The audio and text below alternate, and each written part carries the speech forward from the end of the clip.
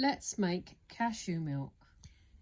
You will need 1/4 cup of cashews, a pinch of salt and lucuma powder and a blender.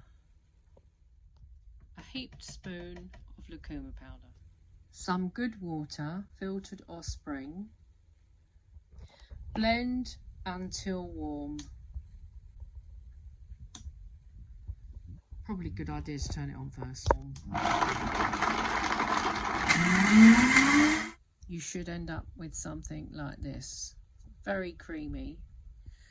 Place in a glass jar, not a bottle. I'll explain at the end.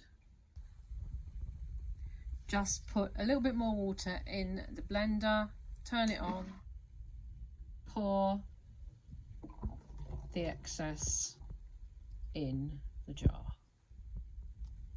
And there it is, your very own cashew milk, free of all chemicals. Obviously it's got no preservatives in it, so it will last you about 4 days. Doesn't last that long in my fridge because I drink it all the time. As you use the cashew milk, you'll find it will get thicker, so just add a bit more water as you go, and you will probably find that you will get almost double the amount of cashew milk.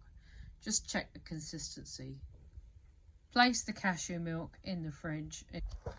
It's going to need a little bit of a top up. You just carry on topping it up a little bit as you go until it gets obviously too thin, and then you're done. So off the fridge we go. The reason why I say to use a jar instead of a bottle is for cleaning, because at some point at the end, when you've finished your cashew milk, at the very, very bottom, you may have a bit of residue, which is quite sticky. And if you use a glass bottle like this with a very small bottom, it will be very hard to clean.